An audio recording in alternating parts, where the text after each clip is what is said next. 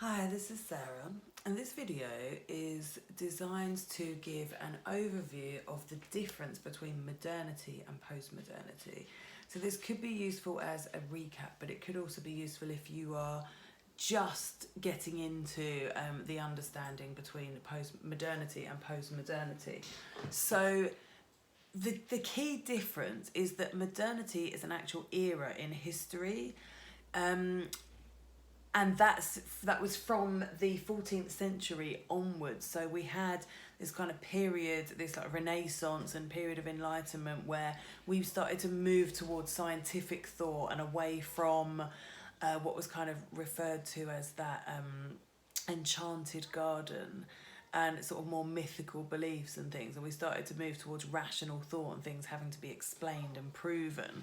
So it was a period in time that's recognised as definite, whereas postmodernity is a broad movement which is disputed by different people. So postmodernity is a broad movement and it is talked about across different disciplines, across art, across history, in sociology. But it is disputed, and there are some late modernists who dispute whether we are actually in postmodernity yet. And some of the other key some of the other key definitions that are important here when understanding the difference between the two is that modernity was categorised by the kind of emergence of industrialisation, and when we started to move from agricultural society to industrial society, and that's when we started to kind of have, that period started to have very different ways of thinking, and a lot of very traditional beliefs were discarded at that point. And modernity, it's important to remember as well that was when these key theories, these key structuralist theories were formulated. So functionalism, Marxism and feminism, these are structural theories, and they were formulated within modernity. So the argument when we talk about these as being out of date and no longer relevant, we're actually using a postmodern argument saying, well, actually now these don't explain everything. These structures don't fully exist anymore, and they can be argued as outdated. I mean, obviously there's another flip side of that, because we've got neo-Marxists, we've got postmodern feminists. So there's a lot of dispute there, but generally these are your traditional structuralists. And then if you move into postmodernity, you've got this broader movement characterised by globalisation, which is what has created that diversity and interconnectedness that really typifies postmodernity. Plurality and diversity, plurality of truth. So this moving away from meta-narratives and universal truth and the idea that everything can be explained by one single truth. Postmodernists will argue that single truth doesn't exist. So there isn't a value consensus. So, we've got a kind of a Marxist functionalist saying, well, there is a value consensus, and Marxists would argue that it's because we've been conditioned. Functionists will argue because it's important for us to live harmoniously. Whereas postmodernists will say there isn't a value consensus, there's no such thing.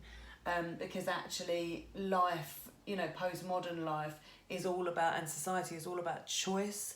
It's all about having agency over our own actions and choosing what to do, pick and mix. We can choose our own identities, we can choose our own cultures. We don't have to be born into one particular type of culture and then not be able to mix. So if you think about examples are used like British Asian, Brasian identities, where people get to choose the elements from their different cultural backgrounds that they want to identify with, and that may not be the same for two British Asian people. So there's this idea of something called relativism in postmodernity, and that is that everything is relative. There's no one definition, no one universal definition, no one universal experience of life. So it rejects this idea of an absolute truth. And that links very much with moving past these meta-narratives, these kind of one universal explanation for key aspects of life or key mysteries of life. So we actually see in postmodernity, people can pick and choose in terms of spiritual shopping. This can apply to religious beliefs and way people live their lifestyles. Whereas in modernity, it was a lot more fixed.